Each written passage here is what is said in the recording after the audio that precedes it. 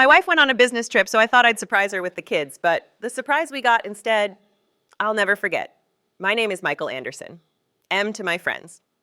At 50, I'd built a life I thought was solid, married to Rebecca for nearly 20 years, with two incredible kids, Curtis, 15, and Sophie, 10. Curtis was growing faster than I could keep up. His teenage sarcasm a daily challenge. Sophie, my princess, still looked at me like I hung the moon.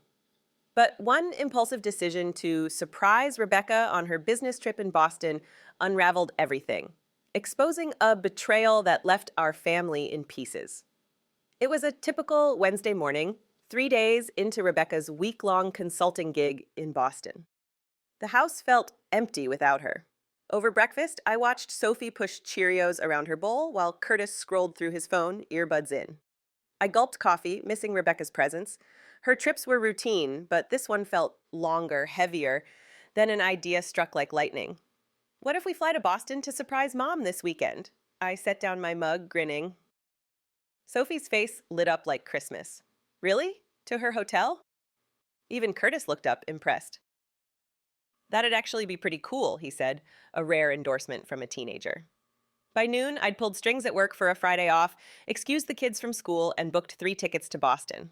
I imagined Rebecca's reaction. Shock, joy, maybe tears. We hadn't done something this spontaneous in years. I tried calling her, but it went to voicemail. Not unusual. Her consulting sessions were intense. I texted, "Miss you. Kids are asking when you're coming home. Love you." No reply. A bit strange, but I figured she was swamped at the big conference she'd mentioned. That evening, packing bags, I tried again. Voicemail.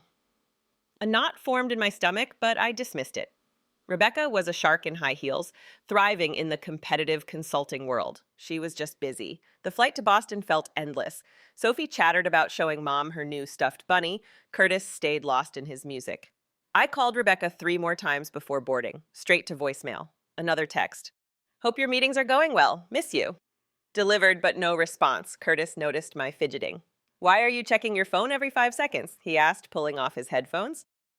"Just confirming the rental car," I lied, forcing a smile, but the knot tightened. Rebecca always made time for the kids, no matter how busy. At Logan Airport, I tried her again. Voicemail. I left a message, keeping it light.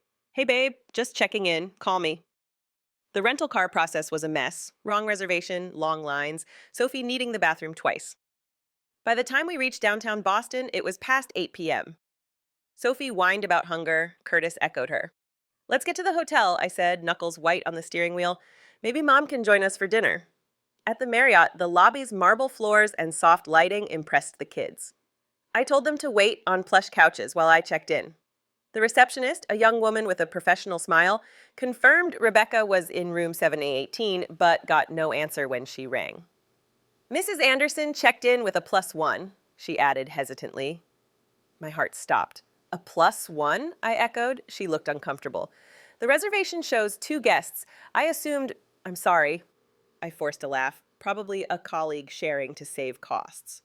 But I knew better. Her company prided itself on private rooms. In our room, 732, Sophie begged to see Mom. "In a minute, sweetheart," I said, my enthusiasm fading. Alone, I walked to 718, heart hammering. I knocked, no answer. Then, faint music and laughter inside. My blood ran cold. I texted, "I'm outside your hotel room door. Open up."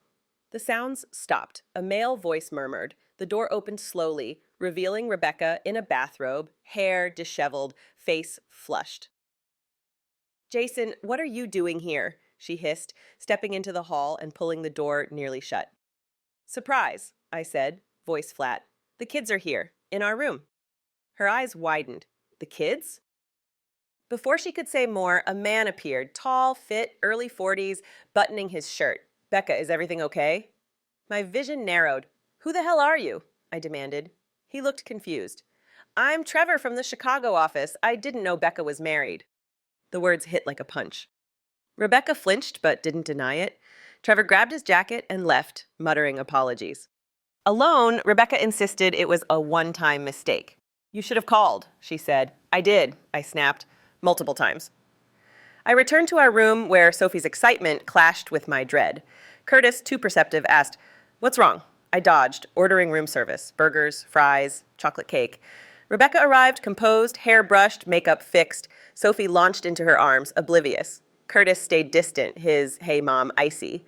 Rebecca claimed a work dinner with clients, crushing Sophie's hopes. "But we came all this way," she protested.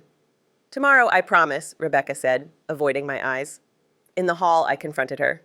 "Work dinner? Really?" She begged for time to figure this out, calling it a mistake. "Go to your dinner," I said. "I'll handle the kids." At Boston Harbor, Sophie marveled at boats while Curtis dropped a bomb. "Mom's cheating, isn't she?" Stunned, I admitted, yes. He'd noticed her change. More trips, always on her phone.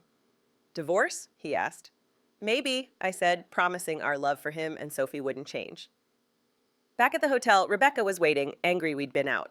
Curtis ignored her. "You told him?" she hissed. "He asked," I said. In her room, she admitted to months of flirting with Trevor, 3 encounters. "We grew apart," she claimed, blaming me. "You chose to cheat," I countered. She begged for a fresh start, but trust was gone. "I'm taking the kids home tomorrow," I said, leaving her in tears. The flight home was quiet, Sophie slept. Curtis watched me with concern. "Are you okay?" he asked. "I will be," I promised. At the airport, Rebecca's red-rimmed eyes met Sophie's tight hug and Curtis's cold shoulder. 3 weeks later, divorce papers sat between us. She'd moved out. Curtis barely spoke to her. Sophie was beginning to understand. "I never wanted this," Rebecca said, signing. "Neither did I," I replied. As she left, I felt a flicker of hope. The pain remained, but a new beginning for me and the kids was possible. We'd be okay.